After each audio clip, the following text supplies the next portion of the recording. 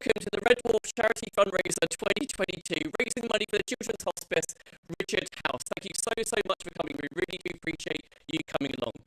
Now, in a moment, I'll ask everyone on the call to do a very brief introduction, saying how they are connected to Red Dwarf before I run through the agenda for the evening. So let's start off with Ed. Over to you. Welcome to the Red Dwarf Charity Fundraiser 2022. And we've got one of you have the sound of the YouTube turned up. If you could turn that down, that would be great. I'm going to close the YouTube. It might be Ed. I've closed the YouTube. Thanks. God, you were here. Hello, everybody. God, you were here. Sorry. There's a small technical error, which apparently was my fault for having a YouTube channel open. But welcome. Yes, I'm Ed. I was the director on Red Dwarf for series 1, 2, 3, 4, 7, 8 for the BBC. And we have some lovely questions for you, which we will get to in a minute. But first of all, let me introduce you to, I don't know which box is in, one of the others. Paul, let's go, Paul. I'm Paul Jackson. I was the exec producer of the series. It was me who went to Ed and said, I can't work out how to do any of this shit. Do you have any idea? And he said, well, actually, I'm a bit of a technical wizard, Paul. Oh, God. So I said, you're right, all yours, matey. And then I went back to Rob and said, he's a genius. You can write anything you want, he'll sort it. Fantastic. I passed a certain amount of money over to Paul and it's all sorted out. Or was it pints? Rob. Hi, I'm Rob. I co-created the show and wrote the first 6 seasons, co-wrote, and the novels and everything. You probably all know me. And I didn't want Ed, I have to say. No, there was a bit of a fuss here. There was a bit of a, Right. Perfect. And let's go on to Kat. Yeah, hi. She wasn't there at all. Hang on, she wasn't involved in any way. What? No, it was really important. You was there all along in spirit, I'm guessing. As Paul said, I'm not part of the Red Dwarf team. I'm here from Richard House Children's Hospice, so I work in the fundraising team, and just very happy to be here and thankful for us being supported tonight through this event. Thank you, Kat. As you can see, happy to do it. Obviously didn't work on the show. She's way too young. You just tell by looking at her. That's right. You have to be at least 73 now to be involved. I have got a little way to go before that. Cool. So guys, I'll now run through the agenda of the evening. So I go through the donations in just one moment. I'll let you know how that's going to work throughout the evening. I'll then let you know what will happen, what the plan B is. If the stream goes down, it is live, what is the plan B? Then over to Kat for a few minutes. She's going to tell you a little bit more about the charity. And then over to a quiz that Ed, Paul and Rob have put together. And then we're pretty much going to go into a fan Q&A after that. And we'll see how we get on with the end time. We're kind of thinking 8 o'clock-ish. I'm kind of hoping I can push him a bit later, but we'll see how we get on. So, into the donations then. So as you can see at the top of my screen, there's a progress bar. Our big target for the evening to hit is £1,000. Now to donate, make a donation, you can use the QR code, in that corner. You can scan that QR code into your phone. That will take you into the Just Giving page. There's also a link in the description as well, which will take you through to that page. Now, if you do make a donation this evening, I will prioritise your comment or question to the team. If you donate £50 or more, I will interrupt proceedings as soon as possible for your comment or question. My only rule is don't be a smeghead with your comment. We'll be moderating as we go along. Now, if you struggle using the Just Giving page, then please use Super Chat, and please only use it as a last resort. Now, that's the kind of the payment button on YouTube. It's a dollar sign, and only use it as a last resort because YouTube takes 30% of fees, which would kind of suck. Yeah, boo. It would really suck. But yeah, something's better than nothing at the end of the day. So, as I mentioned, the stream is live and things can go wrong with live streams. If anything does go belly up, I will send out another link to a new stream which will go out on my Twitter feed. The link to my Twitter is down in the description.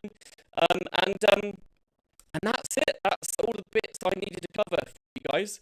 And I think I might have a few issues with my sound, which I can now see on the comments that I'm going to try and sort out in a second. But while I do that, Kat, over to you. And I won't take up too much time. I know I'm not the main attraction, but I did want to tell you a bit about Richard House. We are the first children's hospice that opened in London, and we've been running for 21 years now. And we look after about 300 families and children every year. And our goal is to offer them practical and emotional support across every step of their journey as a family, giving them a better quality of life and allowing them to spend more time together, just enjoying being a family without the care restrictions and complications that they have to go through. So we do care for some of the children with the rarest diagnosis in the world, alongside children who have more generally known conditions like cancer or muscular dystrophy. As a children's hospice, we offer more than end-of-life care. So that is a very important part of what we do, but we're also about being there for the whole family. So we offer support groups, day trips, activity trips and parties at the hospice, therapies like music, art and movement, which help our children to develop and communicate, respite care, so that can take place at the hospice or in the family home, support for siblings, and counselling support for the whole family as well, including pre and post bereavement when that is needed. So our goal is that being a seriously ill child shouldn't mean that you have a limited life, and that every member of the family should still get to access experiences that might be hard without Richard House there to help them. That being said, many of our families live in the most economically deprived boroughs of the UK, some of which are known as the COVID triangle due to having among the highest rates of infections and deaths nationwide. Our main boroughs of Tower Hamlets, Hackney and Newham also rank in the top 5 UK boroughs for child poverty levels. So our families are very vulnerable, but all of our services are delivered free of charge to them. And we have been a real lifeline across the pandemic in stopping them from going back to just total isolation. Some of our families haven't left the house for several months at a time. And without Richard House, there's really nowhere else for them to go in East London where they can get the same free specialist care and support. And that's really where I wanted to just kind of end this evening, is just to say I think we've all had a taste of isolation and restrictions across these past couple of years, and perhaps some new insight into other feelings as well, like loneliness or loss and uncertainty. For our families, that has been their day-to-day experience since their child was diagnosed with a life-limiting illness. The pandemic has put them at extremely high risk, as many of our children already have compromised immune systems or already on things like ventilator support. So Richard House is offering that lifeline to them, but we in turn rely on people like you to help us keep going and keep running our services. So unfortunately this year, the pandemic's impact on fundraising, I'm sure you've seen impact on charities universally, means that we at Richard House are facing a shortfall of £500,000, which if we can't meet, it will force us to withdraw some of our care from families. So if you're able to donate tonight, then it really will make the difference between our doors staying open in 2022 or not. And that is true however much you're able to give. So for example, £5 could fund the art supplies that let one of our non-verbal children make a Mother's Day card for their parent, which is a treasured keepsake then for the future. £50 will not only get you your question quicker, but it could also pay for an hour of hospice at home care for one of our families who are still shielding, so that a Richard House nurse can go in and give that vital few hours of respite for the parents or carers to recharge their batteries and take some time for themselves. So if you are able to make a gift tonight, thank you so much. But thank you for your time listening to me. If you would like to hear more about Richard House, please do go on our website, where I think Kevin might be able to put my email in the chat. But that's all from me. Thank you very much. And I hope you have a great evening and Q&A session, all of you. Cool. Kat, thank you so much. I think from the comments, it's quite clear I've got a problem with my super fancy stupid mic. So guys, I apologise for that. I'll be honest, I don't really want to muck around with things to try and fix it right now in case anything goes belly up. But I will keep my part to a minimum in this. This really That's is the about best thing, you, the Kevin. fans. Just stop talking, really. Say again? Yeah. Yeah, I should. Yeah, Yeah. just to say, I was just mentioning to you, I've got 3 very young grandsons of my own, and thank God they're okay. But what you do is extraordinarily important, and power to you. Absolutely. Yeah, Come on, absolutely, guys. We can absolutely. raise 500,000 tonight. Come on, 500,000. Come on, we've got an hour. On the other hand, Kat, that is the worst warm-up I've ever had. So good luck to you all, Kat, and love to them all at Richard's Yeah, House. good luck, Kat. Thank We'll you raise so much. 500,000 tonight. Don't you worry. So Well, Kat, I just look forward to before that we go, email in the morning.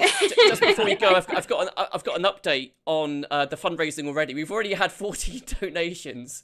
That's amazing. We're up to £187 already. Oh, that's Hey. fantastic. Well done, Thank guys. you. Well Thank you done. very much, whoever those were. I'll run through those now, actually. So a big thank you to Musical Lottie, Nat, Dan Pedlin. If you do a donation, please do make sure that you put your name on that donation so we can see it. Duncan McKay, thank you so much. He says, wonderful cause and well done, Red Dwarf guys, for organising a fundraiser. Big thanks to Ollie. A big thanks to, I think that's Jamie there. Alexander Short, Red Dwarf is the best show. And then this is just page 1. There's a page 2. This is, there's no name on this one. Thanks to the boys from the Dwarf for arranging this event. On to the next one. And then we are on to, let's see, scrolling down. Quiz team, Kachansky. Donated £10. Smoke me a kipper, thank you so much. Natalie Turvey, best luck for 2022. And Curtis, I'm nearly out of breath. Curtis donated 30 quid before we got started. He runs the official Red Dwarf fan page on Facebook. Hey, Big C, if that's you, thank you very much. One of our crew is called Curtis, so thank you, man, if that's you. Cool. So, yeah, thank you again so much for coming on, Kat. Really do appreciate you coming on and telling us about the charity. We really hope we'll completely smash our target tonight. But all that aside, look, guys, I'm checking over to you. It's quiz time. So we got a few questions right here. And I just need to explain, first of all, that I did come up with a quiz with help of Curtis. But you guys thought it was a bit hard, didn't you? No, we did not. We thought it was a bit too specialist. A bit too specialist. No, we thought that the fans would know it and we wouldn't. So that was... Gotcha. Yeah. That's going to be true anyway. Okay, great. So we thought we'd ask some questions we did know the answers to. That's fair enough. Fix it. But then we didn't check with each other, Kevin, so we still may not know the answers. Yeah, and hopefully some of these will be new to the fans as well. That's what we were trying to do, get a different way of doing it. Yeah. Okay, makes sense. So this is called Red Dwarf, the How Many Pints quiz. So, question number 1. So how are we going to do this? How we're going to do this is, I'll ask the question. I'll then leave a few seconds for the fans to put their answers on the chat. We can then have a look at those answers. And then you guys can actually give the proper answer. Is that how you guys want to play this? Sounds good. Yep. Yeah, okay, cool. So, question 1 of Red Dwarf, the How Many Pints quiz. So, why the name Red Dwarf, and how many pints did they need to come up with that? And so now, ladies and gentlemen, you type in your answers. It's a bit like Countdown. I'll do the music. You might need a bit more music just to account for the slight delay on the live stream. And you do Jimmy Carr's laugh, Ed. No.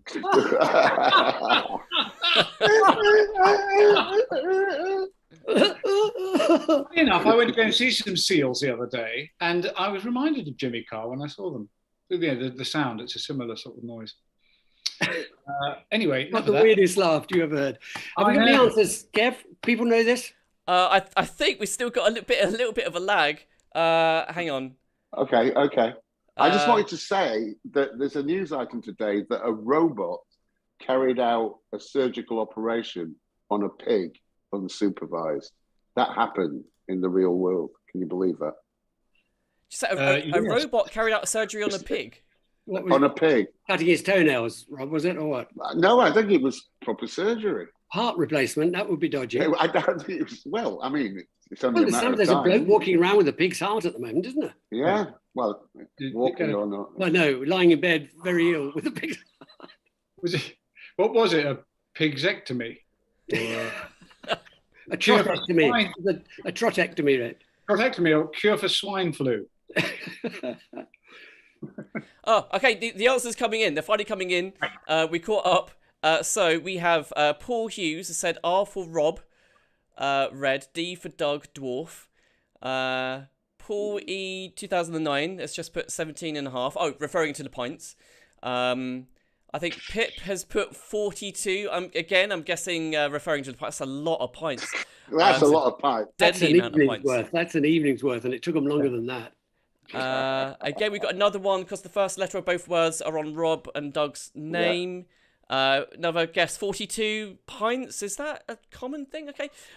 Who's leaving pigs unsupervised? Paul. Natalie's gone for slightly less pints there at 37.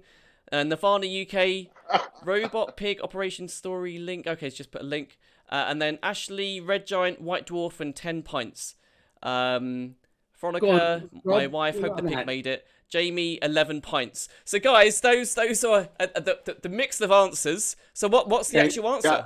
Well, it was partly because there were two reasons. Partly because it was RD and it was Rob and Doug. That's when we thought, yeah, that's the one. But it started out where I wanted to have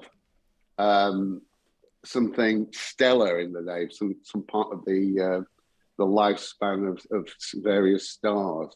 And what was interesting about this question really is, this obviously was back in '83, and when you wanted to do research back then, you had to open what we call a book.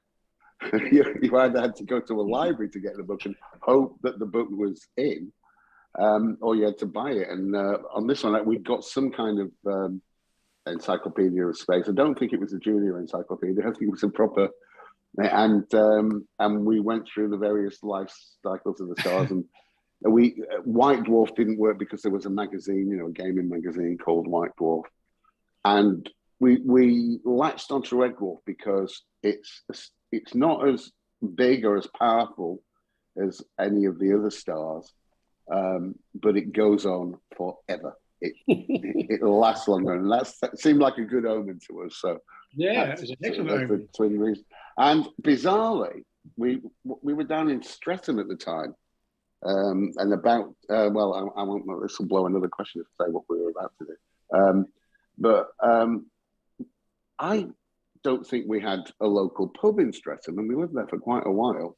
So I think it was a 0 pint discussion, and then we went out. I think later for I think there was a wine bar. I hesitate to say it. Streatham, there's pubs all down the high street. There was none that we had as a local that I can remember. They were barred from all of them, is what you mean. They were barred. He's banned from honestly, the argument that there's no pubs in Streatham is not going to carry, Rob.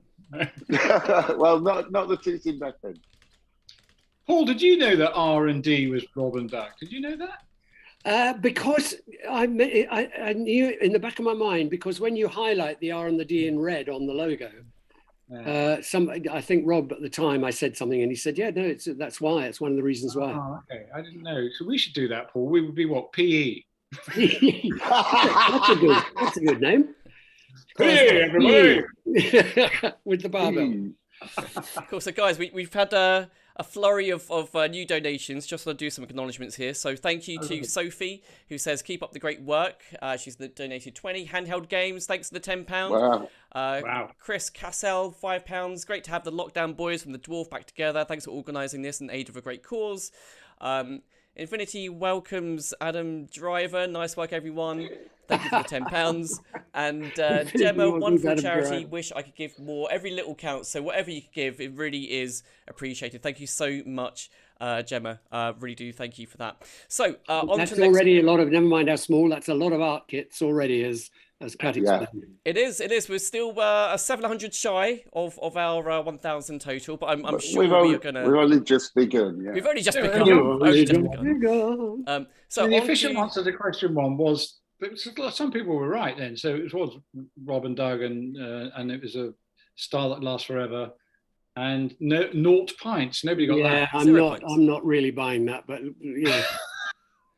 It was. I remember it was surprisingly easy to come up with. We didn't have lots and lots of options. No. But yeah. Were you sharing at the time when you came down to London? You were sharing, weren't you? We were flat sharing. Yeah. Yeah. Right. Okay. Very good. Next question. Next question. Let's do it. Next question. So, how was the opening title sequence devised and by whom?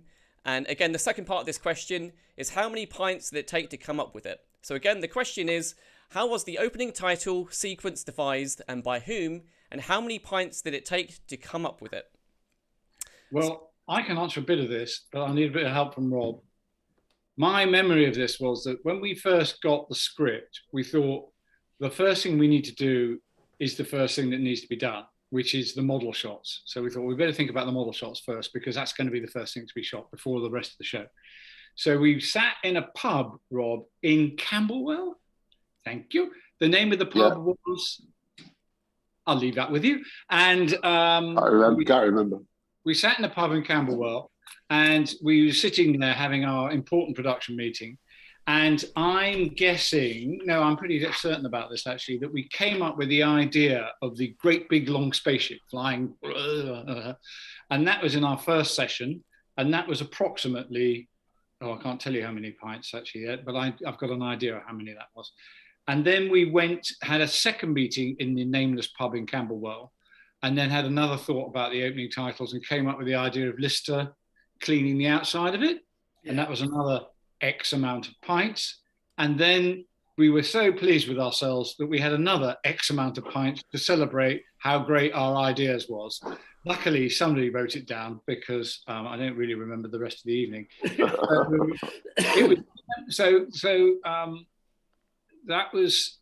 That was where it was devised, and I've sort of given some of it away, I suppose. Where did you? Because I think the thing that makes it different and immediately interesting and quirky is Craig standing on the outside of the, that pullback. Yeah. From the massive day. Of course, we that all was know the on. Second.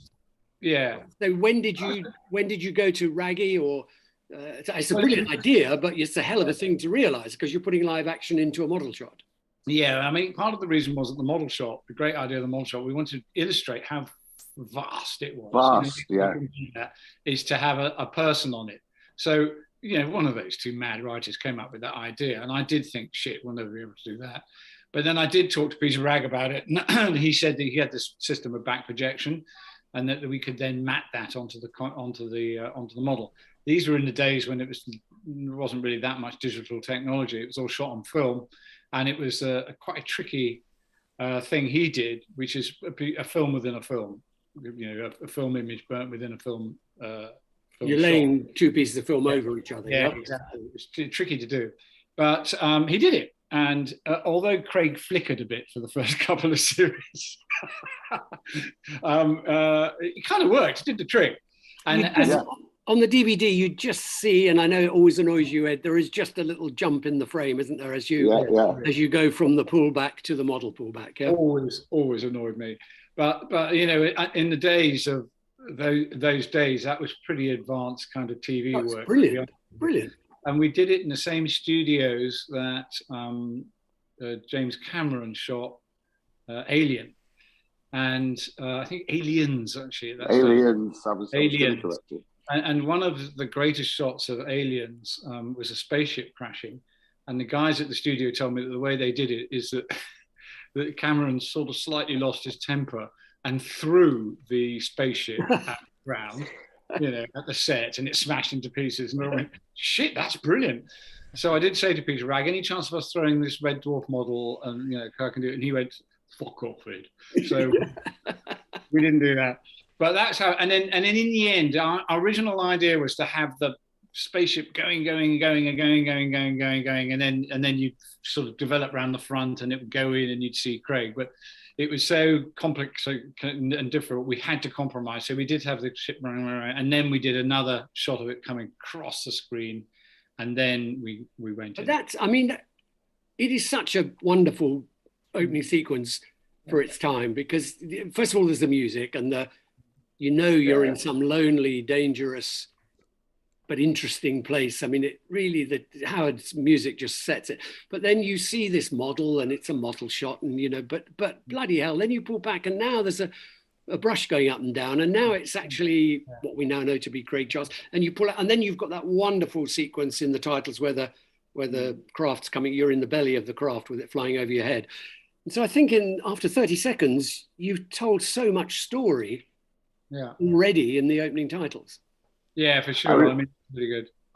I remember the direction we gave Pete Ragg for the model was we wanted it to be non-aerodynamic and ugly because it was a practical mining vessel in space, and so it would make it different from any, you know, it wouldn't. Well, and the asteroid embedded in the side of it, presumably as a result of that, yeah. But I do remember going to the model studio and seeing it, and it was 7 foot long, and they painted it red, and I thought, no, I didn't mean to be red. I didn't want a red spaceship, but it kind of grew on me, and it did again make it look different. It's fabulous. Yeah. Oh, it's now. Couldn't be anything else now, could it? It's iconic. Yeah. Yeah. Guys, so we had a few more, sorry to interrupt. We had a few more donations coming in. I just want to keep on top of them because they are really trickling in now. So thank you to Amy for the £20. Thank you to Sophie for the £20, saying keep up the great work. Thank you to Smeeg for the $10. Love it. Red Dwarf for life. Dwayne Dibley apparently is joining us. £10. Thank you for that. Hey Dwayne. Hey Dwayne. Hey Christine Gajansky. And we had 1 or 2 questions on the chat as well. I really want to make sure that we get some fan questions in. So one question was, where was it? So the shot of Lister painting, was that a punishment? So I'm just scrolling up to see. Oh, was Lister painting the ship because of the punishment detail in Status Leak? I think that's what we came down to, yeah. To explain his grumpy face, yeah. Okay, great. We've had a few guesses as to the pints to this question. So I've had my eye on the donations. Don't think we had the pints answer yet, have we? No, we haven't. Okay, I so can break down the pints for you. Okay. The guesses so far. So we've had 24 pints inspired by seeing someone painting walls outside the pub. That's from Dan Stevens. That's how we remembered it. Holy Bell, 8 pints each. Handheld games, 8 pints each. Any other guesses on the pints? Slow motion atomic bomb. P.S. Ed, thanks for the unrelated £20. Not quite sure what that is. And what's that? The last ever shot of the series should be finally finishing the painting. Then Rimmer Fire Radio should remind him that the ship has 2 sides. You smeeg head, from Tom Clifford. Yeah, not a bad suggestion. Not a bad idea. Just to go around and do the other side. So my understanding was, my think was, it was originally 6 pints on the first meeting when we thought about the overhead shot. Between 3 of us. Yeah, so it's 2 pints each. Right. We were quite restrained in those days. And then the second session we had, which was where we came up with the painting idea, that was another 6 pints, so that's 12. And then we celebrated with another 3 pints, so that's 15. So the answer to how many pints have come to devise the opening titles was 15 pints. Well, 45 between all of us. Oh, well, yes. Okay, you're going to be nitpicky on my maths. Okay, yes. It just sounds better, doesn't it? Yeah, it does actually. 45. 45. So who's the closest? I'm just kind of scrolling. I think we had a guess at 24, which is probably the closest. Yeah, we had 2 at 24. Dan Stevens and Chris got the closest on that one. So well done, guys. Well done, Dan and Chris. Well done on your pints answer. So we move to the next question. So next question: how many people did Paul pitch the show to? I'm guessing by people you guys mean networks, right? Or do you actually mean individuals? Yeah. So networks. Individuals in networks. Yeah. Individual in networks. So how many people, individuals in networks, did Paul pitch the show to, and how many pints did he buy them before they picked up the show?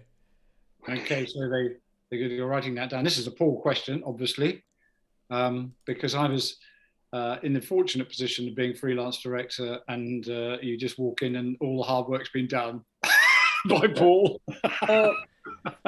It was actually it was the easiest commission I ever had, but we'll give him time to catch up. Yeah, I was going to say, actually, thinking about all these pints, there was a massive drinking culture in the industry at the time, wasn't It was, yeah. At lunchtime, the BBC bar was absolutely crammed with everybody, getting fairly leathered. Well, this is especially the comedy guys. I mean, this is something that people can't understand nowadays. But at Television Centre, and we recorded in Manchester, but at Television Centre in London, on the 4th floor, which was the entertainment and comedy floor, there was the BBC Club happened to be on the entertainment and comedy floor, and it was packed. It was a big club, and it was packed to the rafters, lunch and evening. And what they called the entertainment bar on the left-hand side as you walked in was a big bar in itself, and it was full of the entertainment people. And these people were then going down on the floor and directing and shooting. And but the most extraordinary thing, it always seemed to me, was the night crews, because in those days you turned the studios over. The studio time was so valuable. You finished shooting at 10 or 10:30, and it was a new show in by 9 o'clock in the morning. So all the heavy lifting and the joists and the lighting rigs and everything, they all came down. New show was set in, and they all hooked up again. So these were people operating heavy lifting equipment and control dynamics and trolleys and pantographs and so on. And they'd come in the bar about 7 or 8 because you might finish early and the studio might be available early, but it rarely was. So 11 o'clock, you'd all roll down there. And I remember taking an American producer around at one point. He'd come to visit us for something. And I said, do you want to come for a drink in the bar? And he a bit quizzical, and he looked at this bar and he said, this is a club in the workplace, subsidized by the BBC, because also subsidized, the booze was incredibly cheap. Yeah. The BBC had its own brand of wine called Sans Fille. Oh, yes. A red, a white, and a rosé. I mean, it was insane. And did you say, sorry to interrupt, did you say the BBC had its own wine? Yes, they'd got a vineyard. They bought a vineyard or did a deal with a vineyard, and the wine was called Sans Fille, wireless, without wire. Mm-hmm. And you had red, white, or rosé, and you could buy it to take home, or you could buy it by the glass in the bar. So it was a strange. It was a strange culture. I mean, not only that, Paul, but also most of the producers had drinks cabinets in their offices as well. And absolutely right. The producers had drinks cabinets. In case they accidentally fell sober. Yeah. It was a very boozy culture. And I mean, Ed and I will not go into the details, but I mean, the young ones was, when we were on filming, I mean, when you're in, look, having said all this, people went down on the floor and somehow or another behaved incredibly professionally and did very difficult and complicated things and got them right. But filming on the young ones, you needed to either be teetotal or a very, very stable drinker, because beer was consumed. Yeah, it was, and how. But you're right. It's a different culture, and I shudder to think now going for a drink at lunchtime and then working. I wish as it is. No, not anymore. No, but you're right. That was a madness. So now, so how many people did Paul pitch the show to, and how many prizes did he buy them? That's the question. Yeah. Anyone know? So I'm gonna have a scroll through the answers. Let's have a look. Just pick out if anyone knows, Kevin. I think most people have guessed on the pints actually this time. So 500 pints. Lucy guessed. Definitive answer on the pints. What was that one? Lucy guessed BBC, ITV, and 500 pints. Nirvana, just the BBC. 37 people and 38 pints. That's quite conservative. Surely just Peter Ridsdale Scott. Yeah, who said that? That was Ron Star 308. That is Ron Star. So this was a really unusual thing, and it happens in America if you're incredibly successful. It's what's called a series put in America. We don't have them here, but in the only time in my whole career that I had a series put. So the fact is, I didn't offer it to anybody. We had filmed the previous year with BBC Manchester. We'd filmed a Ben Elton series called Happy Families, which was a reworking of Kind Hearts and Coronets, the Alec Guinness movie, starring Jennifer playing 5 different roles, different members of the same family. And the BBC at that time, being the BBC, once you've got a block of filming in like that, Ben Elton project, it automatically transferred into the next year. It was very bureaucratic and civil service like that. And Ben had no intention of writing another Happy Families. It was a closed end thing. It all finished at the end of the thing. Ed, by the way, was with me on that one. That was it. So Peter Ridsdale Scott, who ran entertainment in Manchester, came to me and said, look, Paul, this is a bit of a quirk, really, but we've got a series put. We've got Ben Elton 2, as it was called in the schedules. Have you got anything we could put into it? So I spoke to 2 or 3 people, of whom Rob and Doug were among, and said, look, have you got anything, at least the first episode ready to go? Because we can walk straight into a commission. We don't have to sell it to anybody. We've got it. We can do it. And Peter said, look, so long as you're happy, Paul, and not let me read it, but, we'll commission it. And they came up with a script. They said, yeah, no, we've got something. Hang on. I don't think anybody else even pitched, but Rob and Doug said, yeah, we've got something.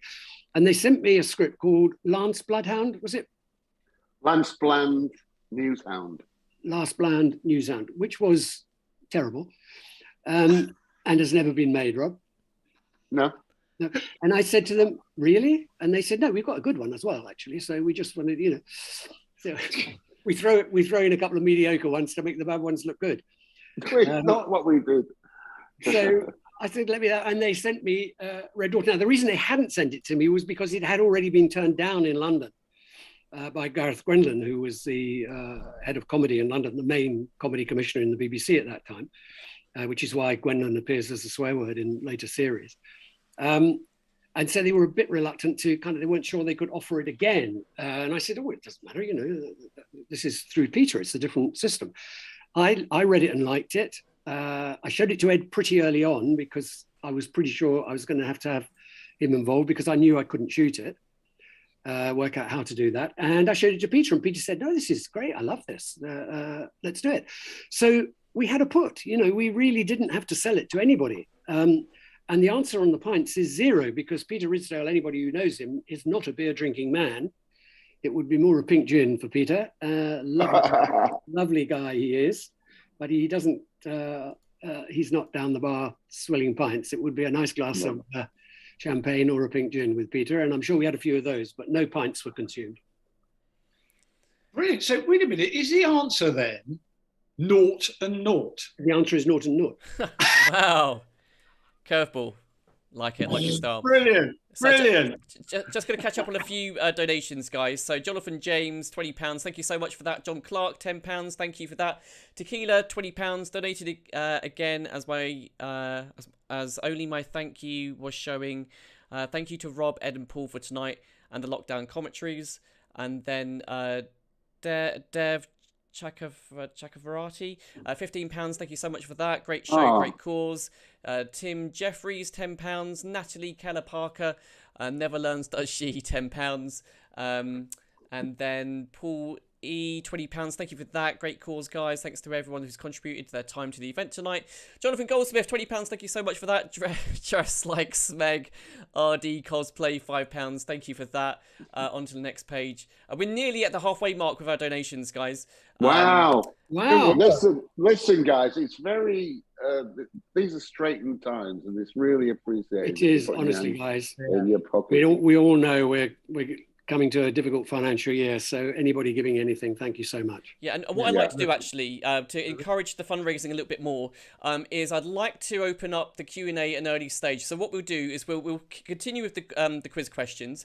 If anyone makes a donation, let's say over £20, and you put a question in the message part in the donation, then I'll put that question forward to the team. It's not, as long as it's not too smeggy, but I'll put the question forward to the team. Are you guys cool with that? Yeah, absolutely. All right, perfect. Okay, great. So let's crack on then with the next question. Question 4.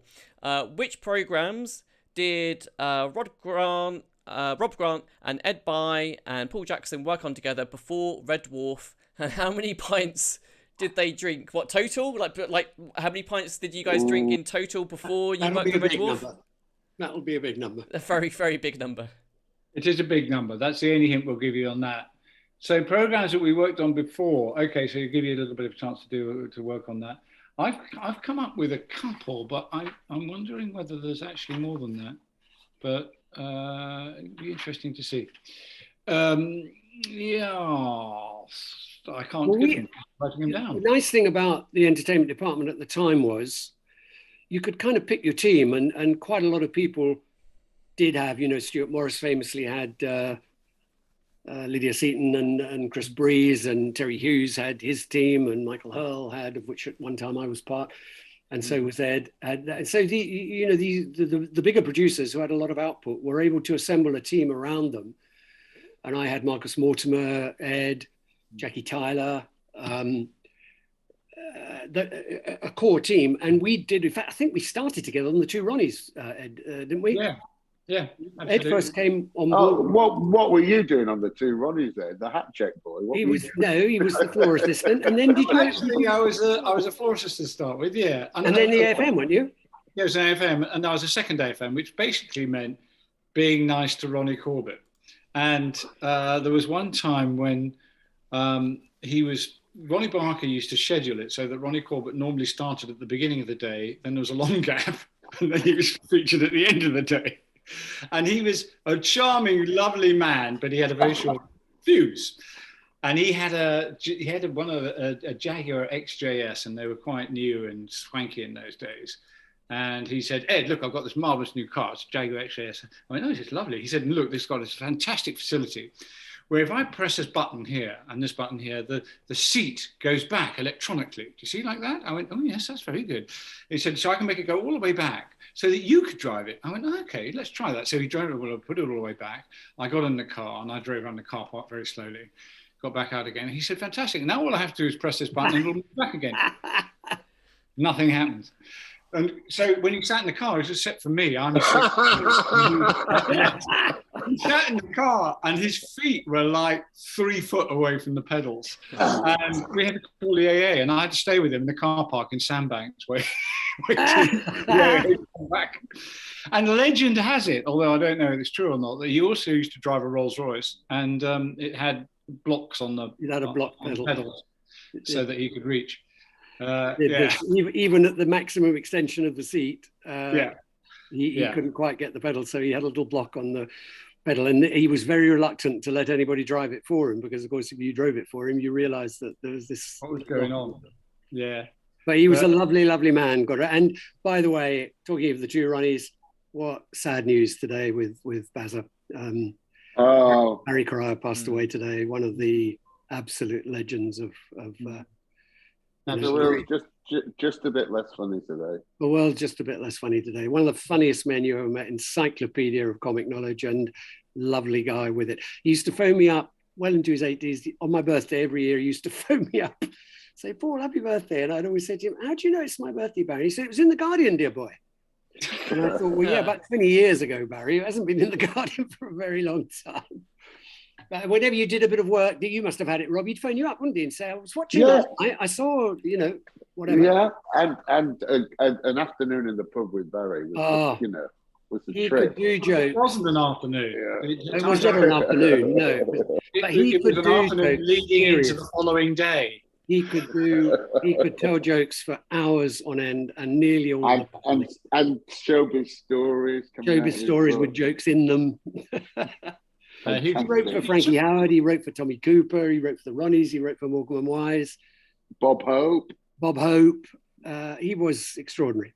He was a fantastically funny man. He really was. So much missed, Barry, much missed, and thank you for all the laughs. Yeah, so true. Guys, I'm just going to catch up on a few comments and a few donations as well. Thank you to Mark Salt for the £10 donation. Thank you to Chris for the £5. And then over to a few comments, a few guesses on this question. So we've got Spitting Image and 40 pints. Lucy's just put millions of pints. Slow Motion Atomic Bomb, Carrots Lib, and 4,000. Paul, Dave, Thingy, Space Cadet, loads of pints. 52 pints from Jamie. It's a nice comment from Ron Star. Has Ed By ever in his entire life looked any less than completely full of joy? You do look really happy, actually, Ed. That is fair to say. Thank you. Which is extraordinary, because he's the most miserable bastard you ever come across. You always look so fun. To be honest with you, gang, I'm in South Africa. I have to tell you guys, we met up to plan this before Christmas, having agreed to do it. We said, "Oh, come on, let's have a sit down and talk about this." I have not been so drunk for a very, very long time. We met up at 12. We left about 6. I've got no idea what happened or who paid for what. But I was found wandering around the back of Clapham Junction about 10 o'clock that night. I can tell you, I paid for it. Yes, you did. But then Rob paid for the rums afterwards. The extra drinks, and he paid more than you for the whole meal. No, I didn't, Ed. That's true, actually. And listen, I offered to pay for the Ben Elton tickets, and you buggers all walked out on me. Yeah. In the midst of our drunken state, we agreed to go and see Ben Elton, who was in the West End just before Christmas. And I said, "Well, look, guys, I'll buy those tickets, all right?" Because we were going to go with partners and so on. So I thought I'd, chipped in my $3.50 worth, and then they didn't turn up, the buggers. Well, sadly, I got a flight out to Cape Town because they dropped the red list, and so we could fly. So we went. Yeah. And I'm afraid to say I'm still there. I'm talking to you in Cape Town as we speak. Trapped there. You're trapped, Ed. And the time here now is 9:46, and I'm not drunk. No, because you haven't had a drink before we start. Right, so we need to get a move on. So the answer is, I would say... Just a few more comments just before you reveal the answer. Sorry, just a few more comments. So we've got Worms T17, Carrots Lib and Spitting Image, 6 shows, and I think that's 72 billion pints. That's about right, that one. That's the closest. That's the closest. Pushing Up Daisies, The Young Ones. Did Ed do 3 of a kind? Yes. He did. And just scrolling through the comments here, because I want to get to the next question. Ever thought of doing stand-up, Ed? I think you could pull it off. Yeah, I reckon it'd be good to stand up. Same pints as Rimmer's IQ. Unknown. We need the Hollies here. There we go. 144 PE teachers. No, Rimmer's IQ, sorry. Definitely some right answers there. Look, there? I think 2 Ronnies Rob didn't work on. No. 3 of a kind. Carrots Lib. Carrots Lib, we all definitely worked on Carrots. That. We all did 3 of a kind. We did Young Ones. Rob didn't do that. Yeah. Pushing Up Daisies was a Channel 4 show that Posner and I did, and Ed was still at the Beeb at the time. He wasn't freelance. Yeah. Spitting Image, of course, is Rob and Doug's show, and John Lloyd's show. I was never involved in that except sending silly messages, which nearly got us both taken off air. But oh yes, the flash frames. I forgot about flash frames, which both Spitting Image and Young Ones was threatened with being taken off air. And then we did Happy Families. Ed did with me, and then we did Miss Wax with Ed, and then Dwarf, and 10%ers. 10% Girls on Top. Yes, that's right. Ed and I did. 10%. I did. Mm-hmm. I just had one here. Bottom is that? Did you guys work on Bottom? Loved Bottom. I first exec Bottom, and then Ed took over the whole thing, ran it all on his own basically, and Rob was not there. Awesome. It was an interesting moment when Alan Yentop came to my house, and by this time, because Paul was gone freelance, he wasn't able to be involved in it. And Alan Yentop said, "So who's actually in charge of the show, Bottom?" And I said, "I am." And he went, "Yeah, but no, really, who?"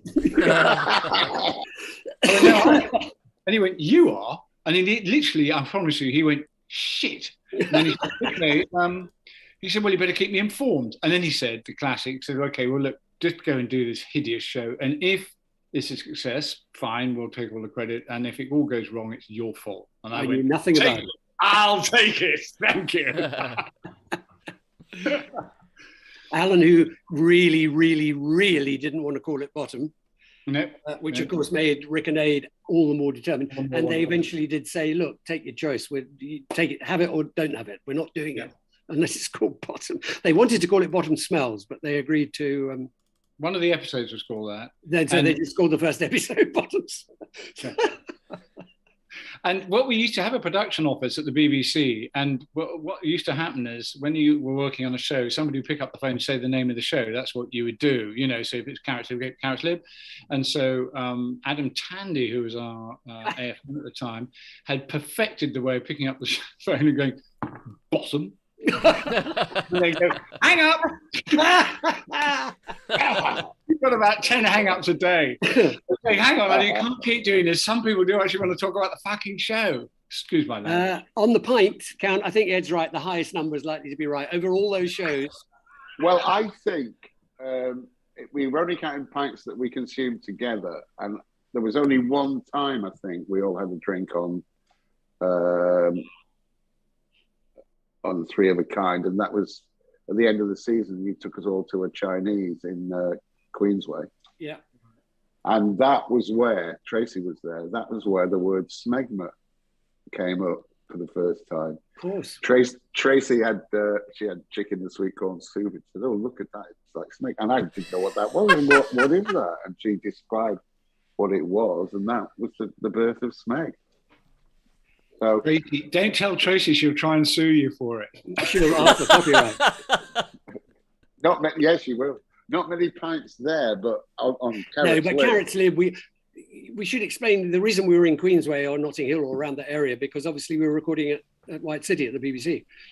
Or in the case of Carrots Lib at the Shepherd's Bush Television Centre. So there was a run of little restaurants, Greeks and Indian mainly, around Holland Park and Queensway, where we used to go. And we used to go normally, Rob, after Carrots Lib, which was live on Saturday night. Yeah. We normally go out every night after that. Yeah. But Three of a Kind, you're right, because Ed and I were in the edit the next bloody day. Yeah. And it was a 7-day week, so we didn't hit the bottle then. But with Carrots Lib, we had Sunday off, so we did used to.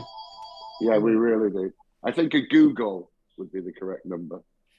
Yes, it's a large number. Very large number. So, guys, just a quick update on the donation front. So they are slowing down a bit, but we are over the halfway line. We're at £555. So, guys, thank you so much for that. Guys. We still have just a little way to go to reach our £1,000 mark. And again, if you do want to put any question forward to Rob, Ed or Paul, then please do make a donation, and in the message box please put your question, and I will interrupt proceedings to put your question forward. We are in the final furlong with this live stream, so I'll make a big push. I haven't had a £50 question yet, boys, so I don't know how this mechanism works. So come on, somebody call Kevin's bluff and stick 50 quid up there and see how he handles it. Yeah, stick 50 quid up there for any question you want, and I'll put it forward and we'll just see what happens. Anything you want, and ask him anything, and we'll just see what happens. Right, on to the next question of the quiz. So, oh, that's a good question. So how many people were considered for the 3 main leads before final casting, and did anyone buy you a pint? So did anyone who was being cast for Red Dwarf buy you guys a pint? That's the question. I know the answer to the second half. You're talking about actors, Ed. We know what the answer is going to be, don't we? Yeah, I think we do. No, yeah, we do.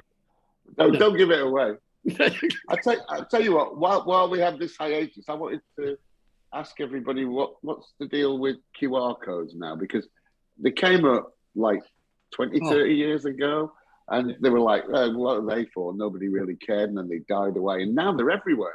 There's one in the corner, right over there. This one. Right. Rob, don't get me. I was in a 2 Michelin star restaurant last weekend. Really, really smart, really lovely. The food was lovely. Everything was absolutely perfect. And I said, "Could I see the wine list?" And they said, "Oh, here's the QR code." And I said, "How many wines have you got?" He said, "Oh, thousands." I said, "You're going to ask me to look on my telephone through a wine list of hundreds of pages?" "Well, I'm sorry, COVID." This was in Spain, by the way. COVID law, it's the law. And I said, "No, it's not. I've been to restaurants, 5 or 6 restaurants. They all give us the wine." "Well, I'm really sorry. We've got a tablet here." And he gets this tablet. "Do you want red or white?" "I don't know yet. I haven't seen the wine list." "Do you want Spanish or I don't know yet. Do you want which region of Spain?" "What great." I said, if I knew the fucking answer, I wouldn't need the wine list, would I? So just going to interrupt, guys. We just had a question with a donation, so we'll put that forward. Fuck off. I'm telling a story, Raven. I'm simple. Fair enough. You can finish it. Fair enough. What do you think money buys you influence in this club? Yeah. What are you talking Oh, about? yes, it does. Paul, did you break the chopsticks and hurl them back at the guy? It was a very nice restaurant in Tenerife, and it was lovely, but you can't. Half of the pleasure of going to a restaurant is you open those great leather-bound volumes and, I was so angry. I nearly walked out, but we just had champagne in the end. I said, fuck it, I'll just have a bottle of champagne. Well, a good compromise, Paul. A very fine compromise indeed. That's a decent Sorry, compromise. what's the £50 question, Kev? Oh, it's not quite 50. It's a £20 question, but I'll take anything at this sorry, stage to get I'm to our sorry, to get to hang our on. target. So, how was the Strangerers Series 2 going to start? How was it going to start? Yeah. God, that's a weird question. I'm not completely sure, but they weren't going to die. That was worth 20 quid, wasn't it, everybody? I think, well, you know, you get to it was a 10-part series, and you get to the end of it, and you don't want to think about it until you have to, and it's left enough plates in the air for it to be picked up. I think it was going to be a bit more ordinary,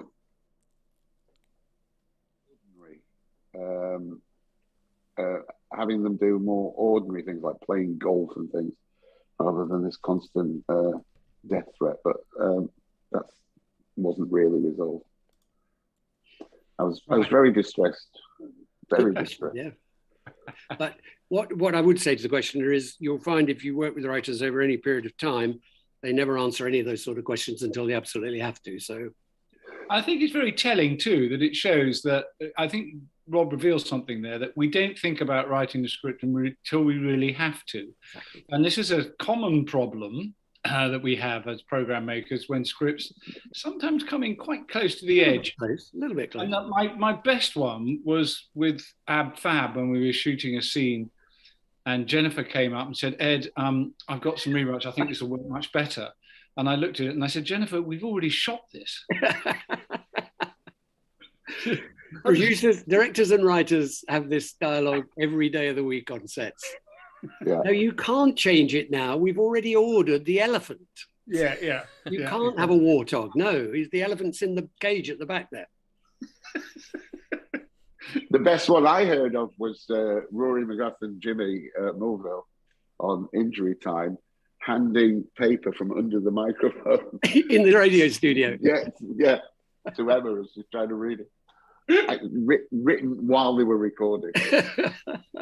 Apparently, there's a South American soap opera where the actors are given their lines in an earpiece as they're performing.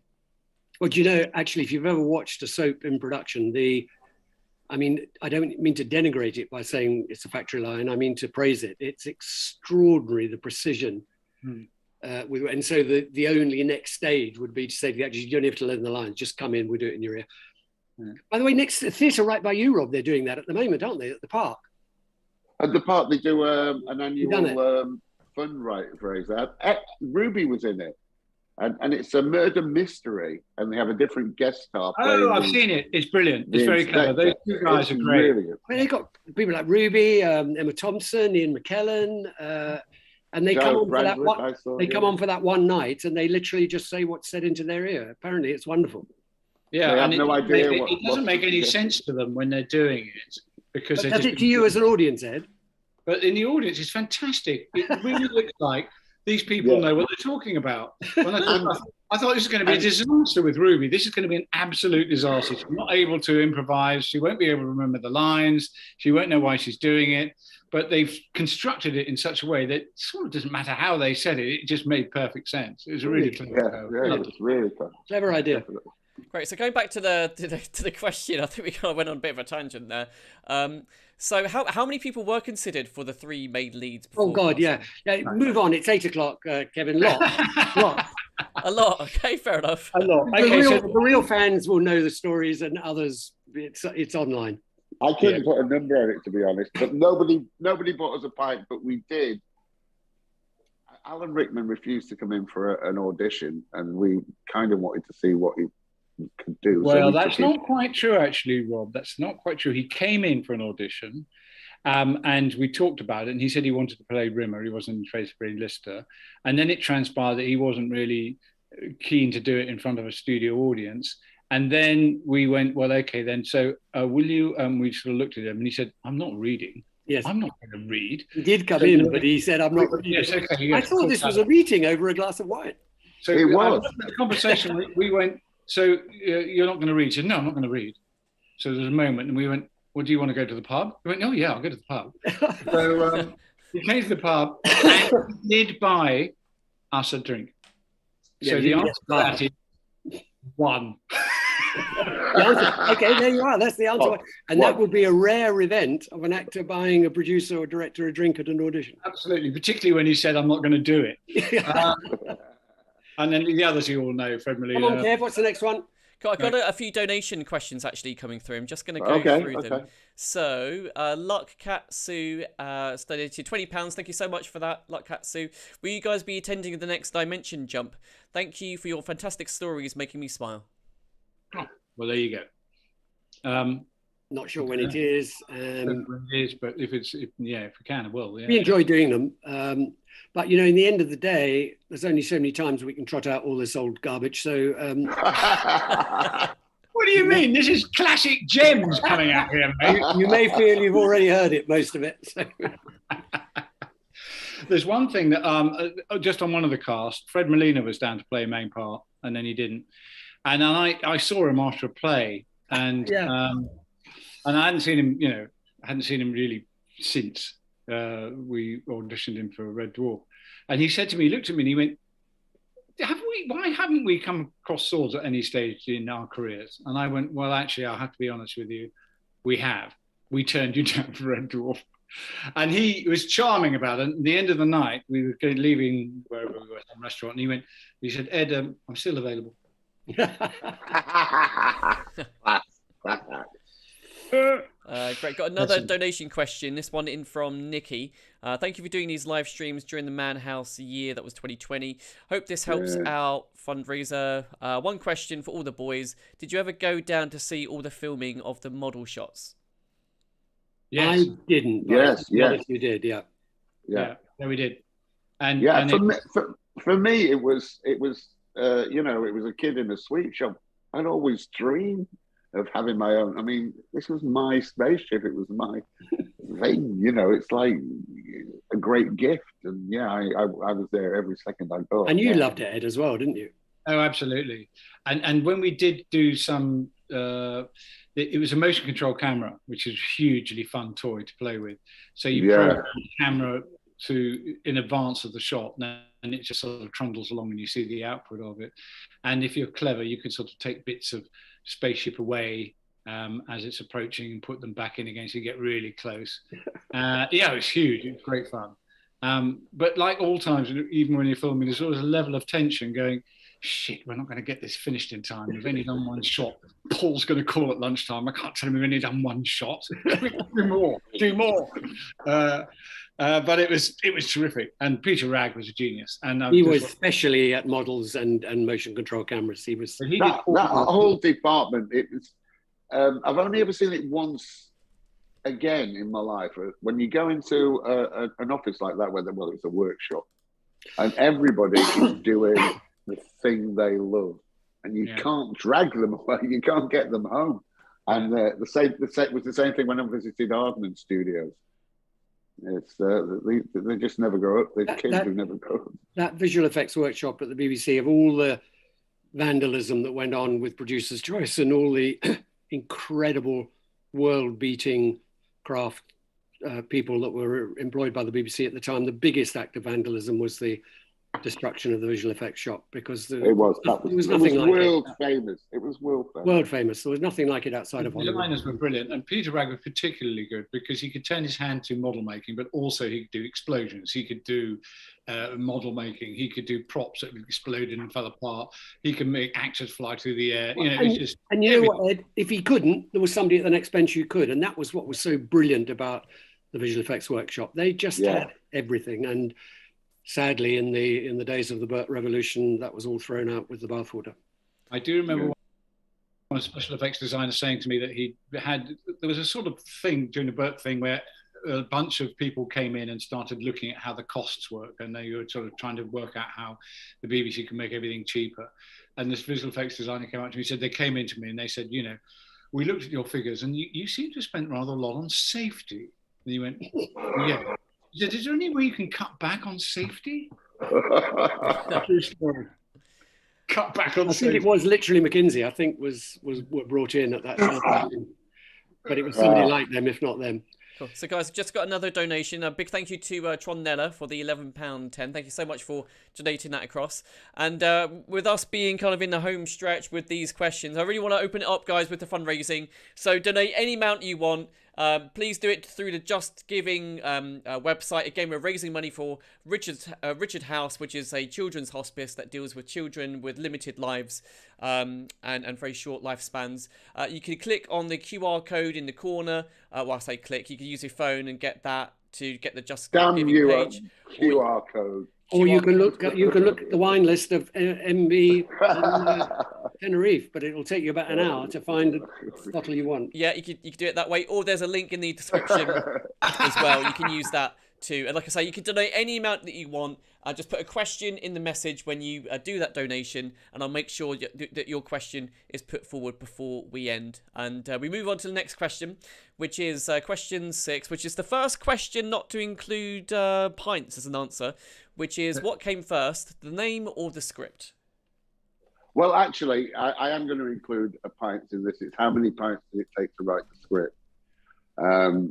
So you can have a stab at that. And obviously the first question is a binary one. But it's very interesting in it, and it'll bring the boys in as well. But we'll have to wait for the lag. Guys, I hate to say, but this has kind of got to be the last one for me, really. Yeah, okay, I'm good with that. We did have 10, but as ever, we rub it on. So we'll do another one another time with the other 4. So, okay, so let's give them enough time. What came first, the name or the script? Well, interestingly enough, it was the name. Had to be, yeah. Because you just told us the story of the name. But I could have done that after we'd written the script, couldn't I? Yeah. Yeah. Written the whole script as White Dwarf. I hadn't realised that it had come first until I sort of thought back over it. And of course, we knew roughly what the idea was. It would be the last guy in space, and he'd be surrounded by people who weren't people. And we wanted to, get the name and the story of that. But it came before the script, and I think names are very important. And I sort of did a quick troll through my history, and everything I've ever created, the name came first. And I guess it sort of helps you focus what the script is going to be about. I don't know. And I was going to say to you guys, do you know whether Young Ones came before the script? Or I think I was just going to say Young Ones is another example. I think names are incredibly important. You can actually ruin a good show with a bad name. I can't think of one at the moment because it's a bad show. You won't know about it. So, but Red Dwarf's a brilliant, brilliant name, and it immediately gives you big clues to what's coming.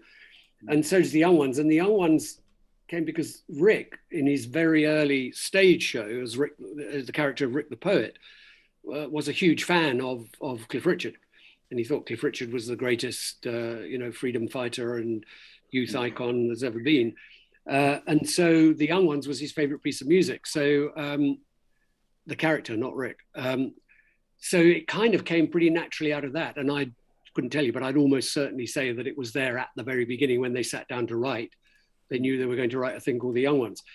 And it is important. Then you go the other way, where I was given 3 comedians. Well, I was given 1 and asked to find 2 others for 3 of a Kind. And in fact, 3 of a Kind is really a really kind of like the 2 Ronnies, it's kind of catch-all title. But again, it's simple and easy and obvious. But my God, you could, we thought about all kinds of clever ideas about, behind, I'll go to the bottom of our stairs and behind the back door and all these kind of stuff. And at the end of the day, just go with the thing, 3 of a Kind, Carrot's Lib, Carrot free to talk live, titles that are succinct and quick, come up easy to read on the program guide and tell you something about what's going on. Spitting Image, brilliant title. You think of most of the shows, Hitchhiker's Guide to the Galaxy, they're great titles. They draw you in without anything else. Yeah. Great. So guys, have you got time for one more question? Yeah. Really, I got 5 minutes. All right, cool. I'm just really interested to know what your favorite episode of Red Dwarf is. I'm personally a big fan of like Polymorph. Love Backwards. I used to watch. I remember actually when I was sick as a kid. The Backwards episode was like my go-to thing to watch. So I don't know why. I don't even think I understood it at the age that I was watching it. But I loved it, and it was like so unique and amazing. I'd love to know what your favorite episode was. I think mine is Future Echoes, because that was the first sort of sci-fi story, and it's a pretty clever episode, and lovely problems for Ed, having to shoot the actors twice in the same scene. Yeah, it was. You're right, and also it was in my memory, it was the strongest episode of the for me of series one. I thought when we made it, I thought, yeah, this is a great show. This is a great show. I do remember that. Yeah, it's when it first really, it was an amazing challenge where it's rare when you're directing and you have to spend. Paul had to help me out editing Backwards because it was so complex and complicated. He was desperately editing while I was directing, and bits were coming through. It was just sending you 30-second sequences up to the studio. Yeah, exactly.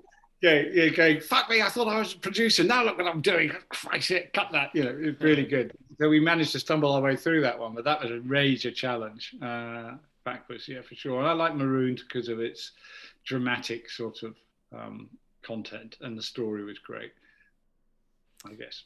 Cool. What's your favourite, Paul?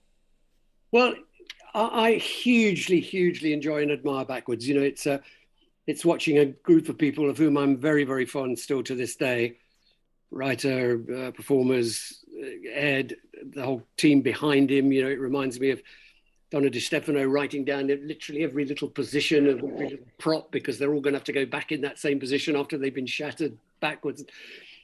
Mike Agnew trying to keep the floor in control. I mean, it was an extraordinary feat of performance and writing and production. So I've got a very soft spot for that. But I've always said you can't get much better than an episode 1 called The End, because you look at it and it's the end and you think, oh, clever, come on, right. And then you read it. And of course, that's what it should be called. But the confidence of brand new writers on their first series to send in their first episode saying The End. And I think there's more invention in that 29 minutes of script than you'll find in many series after series. There's so much going on, the cat and the whole backstory, the relationship of Rimmer and Lister, the fact that, as is explained a bit later on, why they have to be together, the implosion of all the rest of the crew. I mean, it's an extraordinary piece of imagination, and then condensed back down into 29 minutes. And I think it's, why it was never more recognized than it was, I don't know, because I think it was an extraordinary piece of work.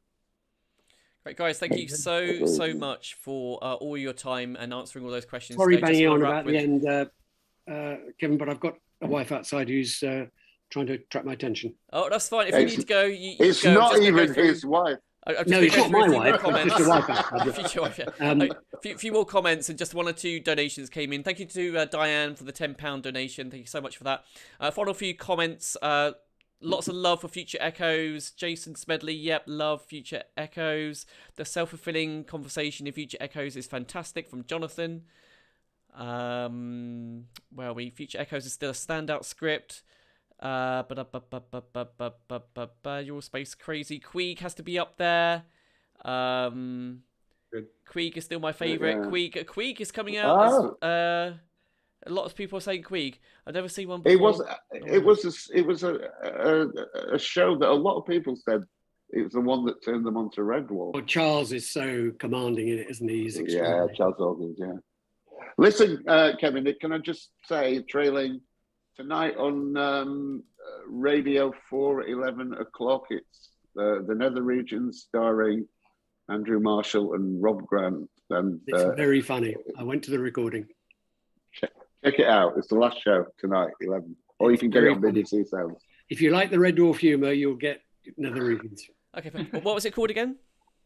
The Nether region. The Nether regions. Nether regions. Guys, check out Nether regions on BBC Sounds. Sounds like a really good thing. It's another dick gag, basically. It's another knob gag. Oh, fair enough. Who doesn't like a knob gag? Everyone loves a knob gag. It's called knob gag, except disguised as Nether region.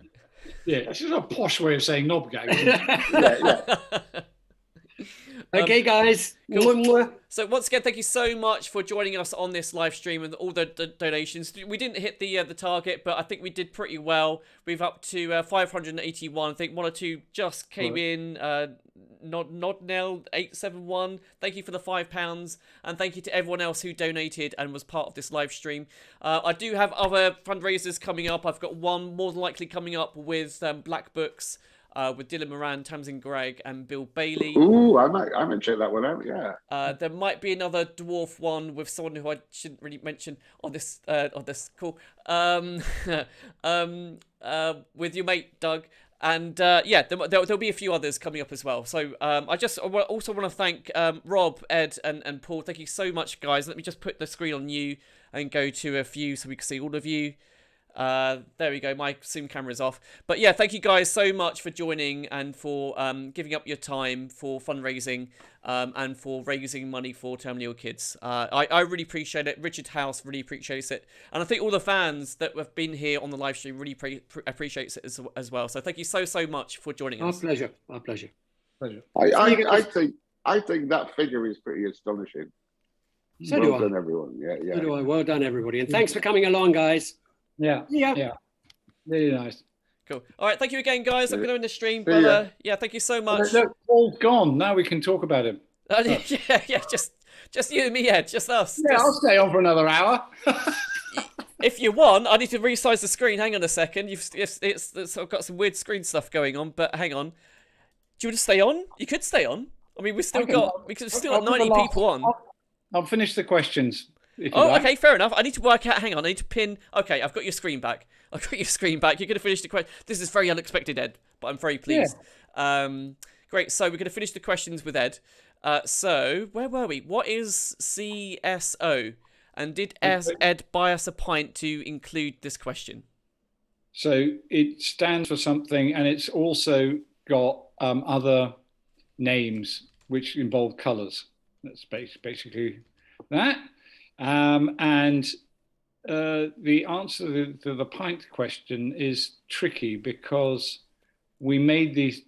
Here's a hint: we made up these questions when I was in South Africa, and I still am. Mm-hmm. So the chances of a virtual pint are pretty weak. So you can probably guess that. So CSO stands for color separation overlay, and it's a technique where you can put foreground people, basically performers, against a different background. It doesn't have to be people, it can be anything. And it's done on a blue screen or a green screen or a yellow screen.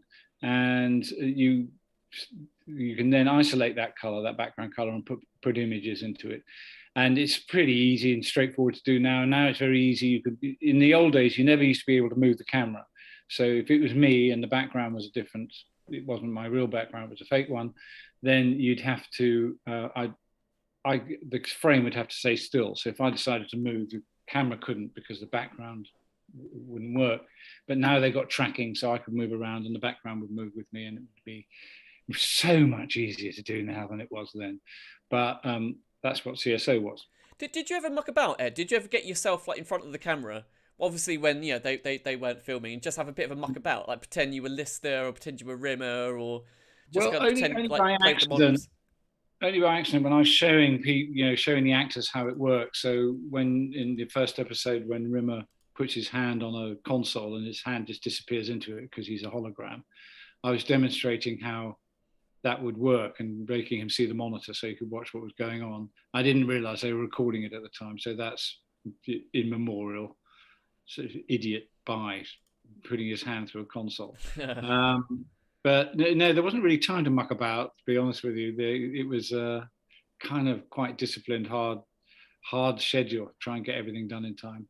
Sure, we got a lot of love for you, Ed, on the chat for staying on. There's a lot of love, Ed, legend, good man, Ed, yay, smiley face. Sweet of you. Thank you, Ed, for staying on. No problem. Blah, blah, blah. Right, so next question. How many crew in total were originally on board Red Dwarf? What were their names? A pint for anyone who knows this. Well, annoyingly, I think Rob might have known the answer to how many crew in total were originally on Red Dwarf. He might know that. I don't. And you guys might. It would be interesting to know if anywhere actually, if it's recorded anywhere, what those numbers are. But if you know it, brilliant. I don't. I certainly don't know. Well, I know some of their names, but I don't know all of them, obviously. Mm-hmm. And yes, pour yourself a pint if you know the answer to this. Anyone know? Because I don't. Still catching up a little bit on the lag. We're still getting more comments saying how great you are. Much appreciated, Ed. Thank you. God bless you. Religious person there. Grits, biscuits, and gravy. By the way, guys, you can still donate money, by the way. The fundraiser is still open because Ed's here. So if you do have any questions to Ed, you can click on that QR code. Click on the link, which is in the description. Or if as a last resort, you can donate through Super Chat. Donate a little bit of money for terminally ill kids and a hospice, and we'll put your question forward to Ed. So we've got a few answers here. We've got 169 and then 1,169. This is from Musical Lottie. I believe Rob has a list of the crew names. And then Jason is also saying 169. And people are saying Rob has the list. So it looks like 169 is probably the answer. 169. Okay, listen, I'm just WhatsApping them now. Okay. I'm still on slagging you two off and answering. Just let me send that. We'll see what happens. All right. Yeah. I just sent that. Very good. Well, probably somebody's right. And so you should probably have a virtual pint and help yourself. Because I'm sorry, I didn't know the answer to that question. But it was quite an interesting thing when you're shooting a sitcom like that. You want to try and make the place look crowded if it's full of people. Mm-hmm. And we were trying to do something. Rob Grant, bastard. That's what he sent back to me. And so it was. Well, some of those opening shots were hard to do, and we in the original first episode when the crew is all there. And you want to try and make it look like a busy kind of spaceship full of people, and mm-hmm. You're obviously limited by a set and the cameras available and the amount of supporting artists you can afford. So one of the things I did was I thought, well, the only way we can really do this to make it look busy is to fill it with smoke, and that way you can't quite see. So we did. So for some reason, it looks like at the beginning of Red Dwarf that the place is on fire. And really, that was a way just to get around not having enough people. Yeah. Fill it with smoke. Yeah, fair enough. Yeah. Great. So, next question. A few more comments. Let's see what we got here. One or two donations coming in. £3. No one's given a name on that one. Yeah, go on. We're up to 584. New target. Let's just say 600. 600 make me happy. 600 quid. Come on. Let's round it up. We just got, what's that? That's like 16 more quid, and that's the revised hang on, I think wrong start. Actually, we've had a donation on I didn't count the donation we had on Super Chat because we had a £20 donation earlier, so that actually pushes it up to factoring in the eBay fee. That's probably about around 600, to be fair. We just had another one. Come on, we're doing it on the Super Chat. Hi Ed, really amazing. This is Ron Star again. Always wondered why it was you couldn't direct the final series of Bottom. Always wondered why it was you couldn't direct the final series of Bottom. That's the question. Oh, right. The reason for that was... God, I can't remember. Oh, no. The reason for that was that I was committed to another show. Sometimes what can happen is a show gets commissioned and then they have to wait for a second commission, for a second series. They have to wait for the BBC and the powers to be to decide whether they want to have a second series or not. And I think with Bottom, it got to a point where I had to say yes or no to another show. Mm-hmm. And so I took the leap and said yes. And of course, then the commission came through and I was kicking myself. But Bob Spears did a great job on it. The same thing, funny enough, happened on Red Dwarf. series 5 and 6. Mm-hmm. I agreed to produce and direct a show for a woman called Ruby Wax, and then the commission came through, and it was a little bit difficult to turn Ruby down. Yeah, I can imagine. That's the reason why that happened. Yeah. But then I managed to get back into it again. Yeah. Yeah. So sorry, that was the reason. I wish I could have done that final series of Bottom, but I couldn't. But what was your favourite episode of Bottom? You know, almost every Christmas, there's certain things I'll always watch, and I always watch without fail Holy, without Gold, Frankenstein, and Grr. I can't have a Christmas without watching that. What's your favourite? Bottom episode? I think that the Christmas show was my favourite. Yeah, I mean, with Steve O'Donnell and Chris Ryan, just playing Spud Gun and Hedgehog, they were fantastic. And that's, funny enough, that particular episode is the only time I saw Rick corpse. I think it's when Steve O'Donnell's character has to go to the lavatory, and so he goes in a cup, which Rick subsequently drinks from. Yeah. And he says something like, "Ooh, tastes a bit nutty," or something like that. And then he corpsed. And he wasn't able to, he was furious with himself because he was a very disciplined performer. And it was a fabulous moment. It was a great show. I love that show. Yeah, that one and the one, I'm just trying to remember which one. I think Bottom Smells, the first episode we recorded that involved pheromones and dogs. Very funny. And Gas Man. Oh my God, Gas Man. I've never laughed. And this is God honest truth. I've never laughed so hard at a show an episode of a show in my life as I have to Gas Man. Gas Man was just the way that they just pelt him repeatedly, when Rick is going at him with a frying pan. And Eddie is there Rick's punching him and Eddie's hitting him with a frying pan. That's it, yeah. What happened was that we kind of rehearsed that, and that was supposed to be about 5 or 6 hits, and that was going to be it. But the sound guy, who was very talented, Jem Whippy, could play in the sound effects live to the audience. And so he would watch what they were doing and he'd hit the button at the right moment. You'd either get a punch or a clang from a frying pan. Oh, so that was done live. They did the sound live. Oh, wow, okay. We refined on the sound effects live to keep the audience who were in the studio entertained. And it became a bit of a competition. And that was the ultimate moment when they just didn't stop hitting it. They just kept going on and on. I was watching it going, well, okay, directing it and looking at all the cameras, said, okay, whatever, we'll just hold your positions and we'll just, we'll take a shot there, there's a quick cutaway there, take the shot there. And we'll just keep shooting this until they stop. And it just went on and on and on. And it was unrehearsed, unscripted improvisation, violence, and it was a classic moment. What was Rick and Aid like to work with, from your perspective? Brilliant. I mean, brilliant. Really, such great. Apart from anything else, they wrote it all, so they knew exactly what they were doing and how it worked and what their intentions were. But also, the precision, particularly the violence, they were incredible. I mean, they just knew how to punch and whack and smack each other, and also how the cameras worked. I mean, I helped them a bit, but it's sort of saying, I'm taking a shot from here, and they would adjust and go, okay, then I'll hit him on the left-hand side of the face, and his face will swing round into camera, that kind of thing. And it was a joy to work with them. It really was. And Aid is still a friend of mine. I go and see him a lot, and I used to see Rick a lot, but sadly, of course, he died. But no, it was my sort of highlight for me, because I had that entire show completely under my control and working with those two geniuses.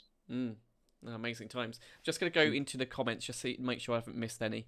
I think the line with the drinking the urine was a bit warm, isn't it? That's John. It.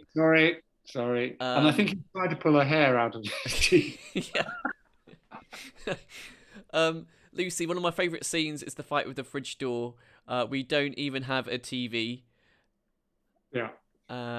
Very nice. Yeah. Gas man in caps. We are men of science. Oh, we got another. Ron Star's really bigging it up on the super chat with the donations.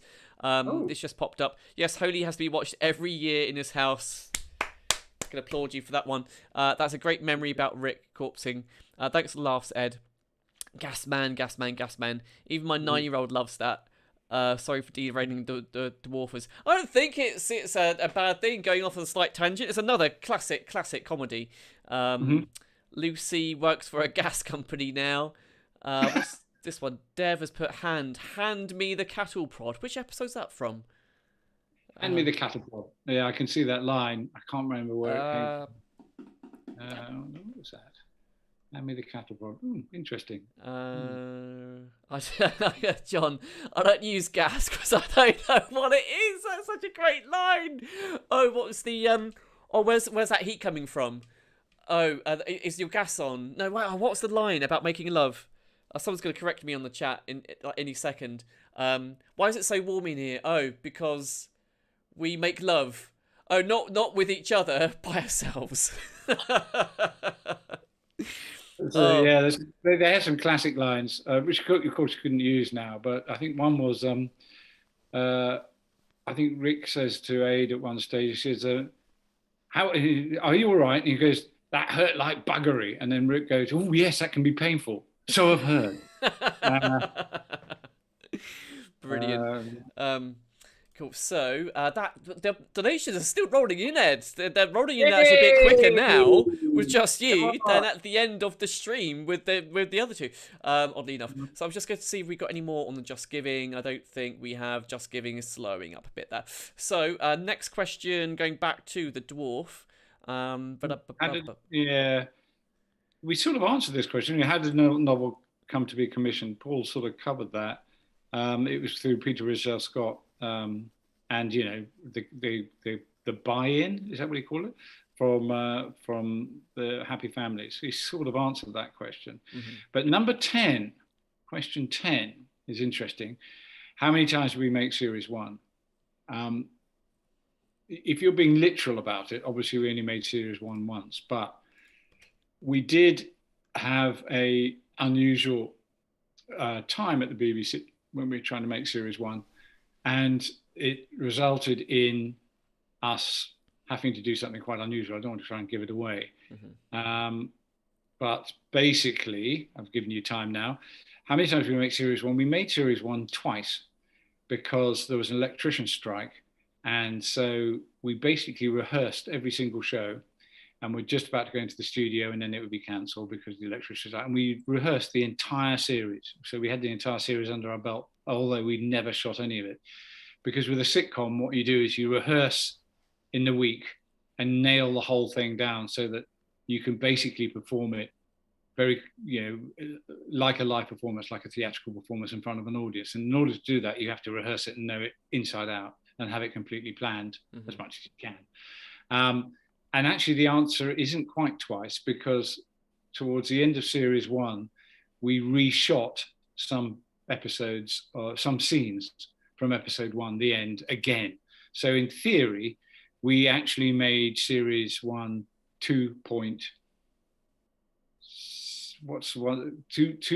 and a half of a sixth, whatever that is.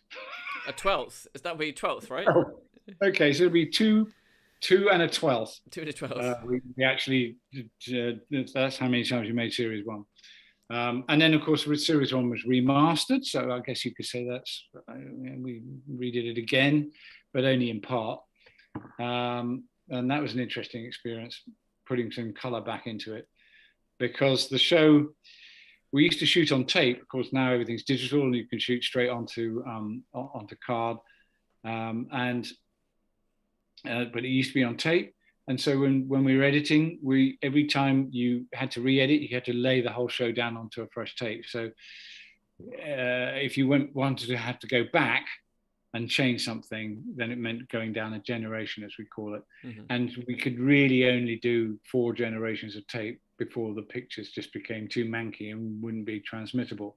And then when we got to the remastering and we could digitally remaster the shows, we went back to the original tapes from the studios, not the edit tape. So you'd have the original studio tape, you'd edit onto another tape, you'd edit onto another tape, you edit onto another tape. Jeez. By this time, generations quality was going down. And then we went back to the original tapes that were recorded in the studios. We digitally laid them down and remastered them. And the remastered is quite interesting if you can be bothered to buy the remastered versions of Red Dwarf and compare it to the originals, you'll see a massive difference. And we also reconstructed some model shots and used some early CG effects. So there you go. Well, so the answer could be 1, 2, 2 and a 12th, or 3 and a 12th. Well, no, not 3. 3 and a 12th and a half. I think. Let's see how many we had. So I guess with those answers, we've got quite a few correct ones. We've got Musical Lottie 1.5. We've got Lucy with twice, and we've got let's see, there was one more. I think someone said 2 and a bit. Was it Paul? But I think Paul was 2 and a bit. So my eye is slightly distracted with Ron Star Legend, who I think is probably the highest donator right now. I think that might be the 4th 20 quid through Super Chat. So thank you so much, Ron. So we're going to go to your thanks, man. Go to your question. Am I right in remembering that the BBC had Series 1 down as a 7-episode schedule, but Paul was fine with delivering only 6, so that the end could be partially remounted? Ooh, I don't know. No, I think we only ever planned to do 6. I don't think we were going to do 7, because in those days a comedy series was 6. That's, that was the standard number. It's possible that we had a 7th in the pipeline. That does jog my memory, but I think we went, well, let's not be completely unconventional. Let's at least deliver the amount of shows that they would have expected to get. There used to be a system where at the BBC where if you did produce an extra show within the budget, then they would find a space to put it in, and that would help your overall budget later on down the line. But and I don't remember that. And certainly with Bottom, we did an episode all based on in Wimbledon Common.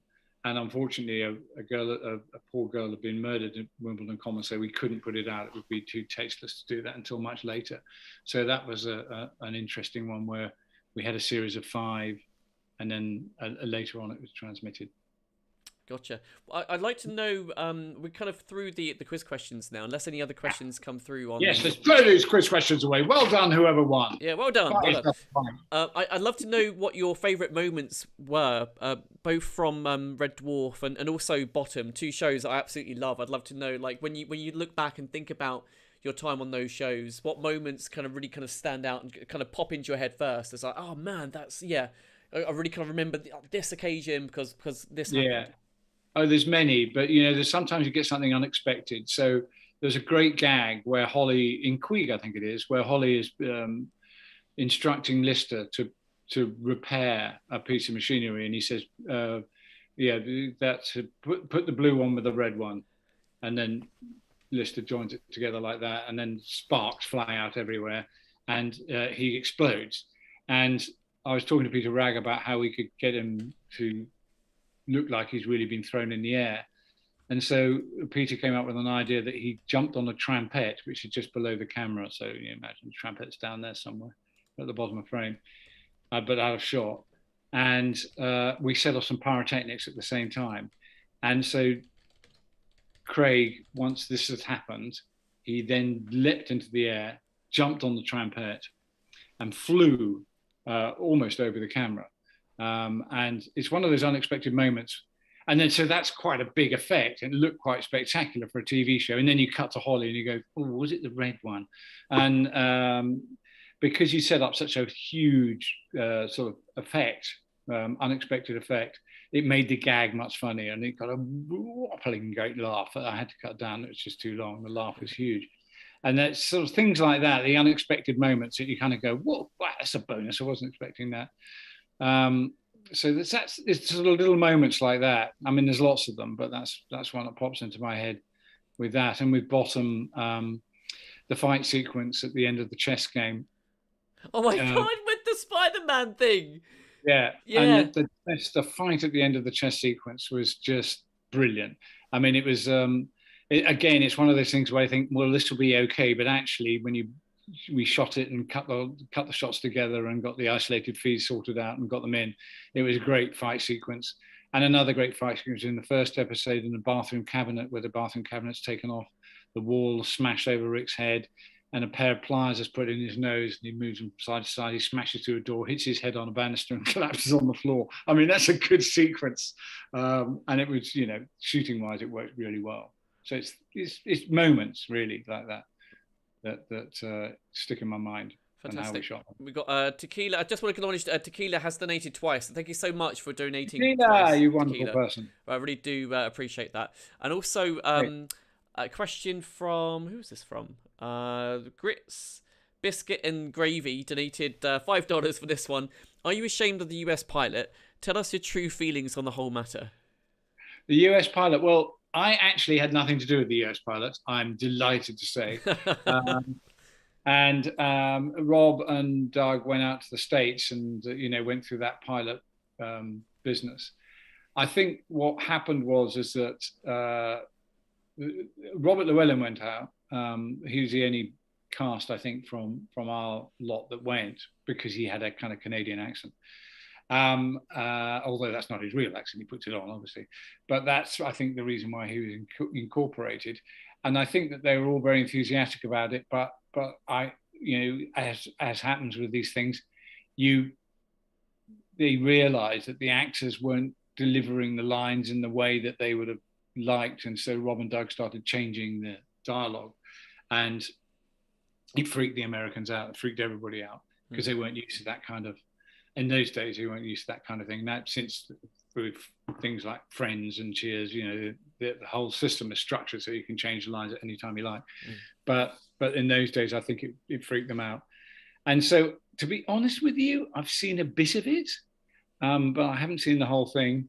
And you kind of don't want to see something like that, particularly because you're kind of going, well, A, I didn't do it, and B, it didn't look very good. And so we'll just put that one down to experience. Yeah. The humour of like Red Dwarf, for me, is like so British as well. I can't quite see it kind of going across I can't see it being Americanized. Like I could see it with, obviously it happened with like a program like The Office. You could take that kind of environment anywhere, but like the writing in Dwarf, I felt was like so, I don't know, like truly British. I can't see that being translated to an American audience. It just yeah. I think that's true. And I mean, you know, you could probably get some really good actors who could make it work in an American way, but I don't think that they had that facility there. You know, I'm not slagging off the actors in any way. It's just that, you know, it was a big deal for them to be able to pull that off. Absolutely. I think I'm just going to double check to see if we've got any more questions and any more donations. So just bear with me for 1 second. Just a few more comments here. Is there a reason Danny JJ's outfit on Series 1 is massive? Budget, I imagine, but I'd like to know. Well, his costume on Series 1, he had many costumes. I mean, we put aside a budget to make him look pretty cool, and the costume designer Howard Burden was a genius, and he would sort of whip stuff up from nothing, and you know, he's incredibly inventive. And interestingly, on the first episode of Red Dwarf, when Danny first came out dressed up as a cat, his hair was like James Brown. It was all sort of sticky out, even sort of, you know, big hair.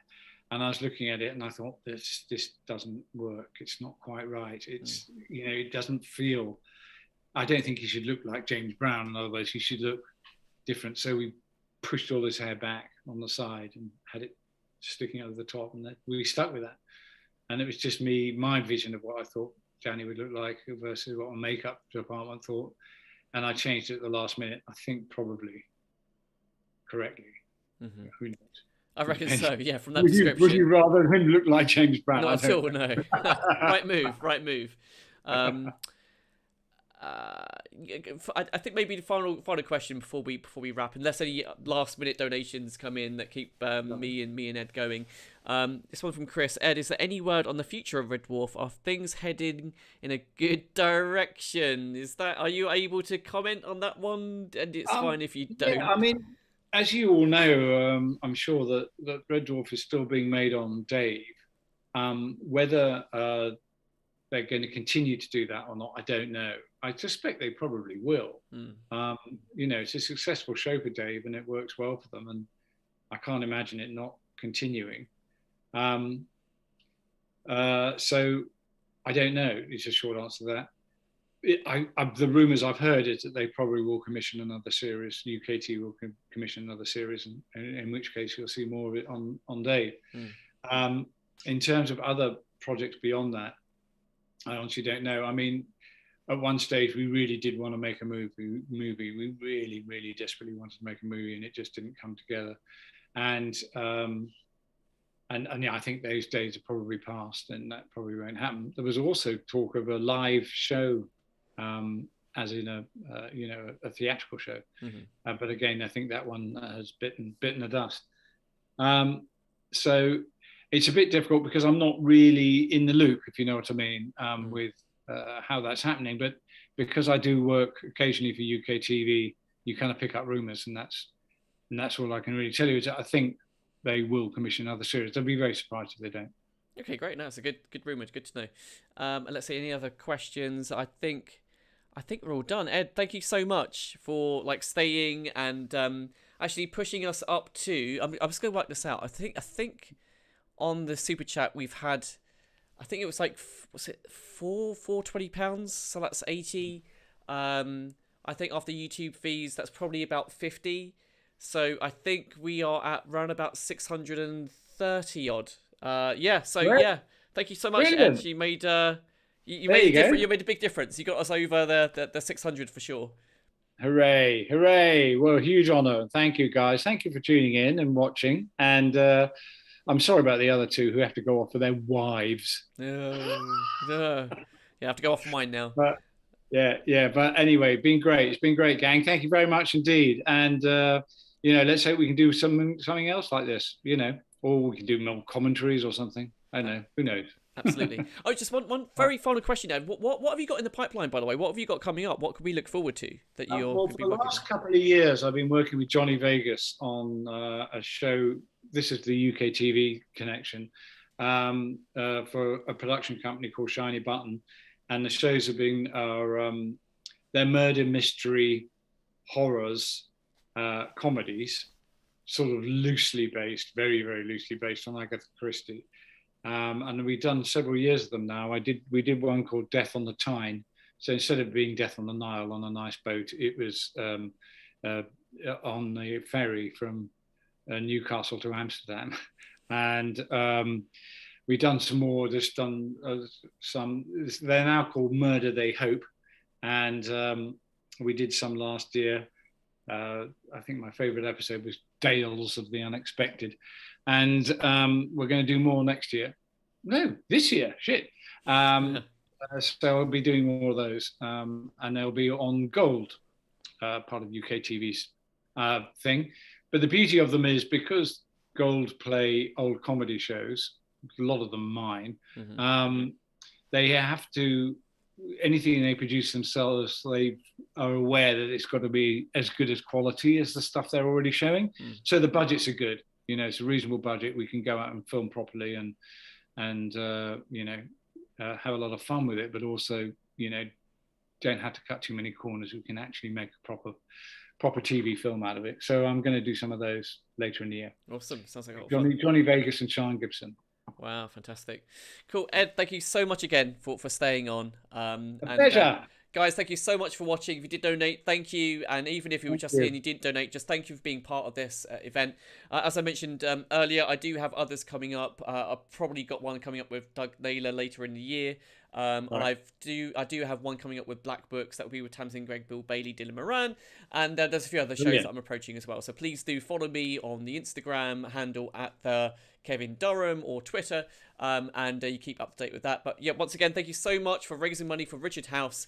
And apart from that, have a great year. And Ed, yeah, all the best for 2022. Thank you. God bless you all. I love you. Love you. Take care, guys. Bye.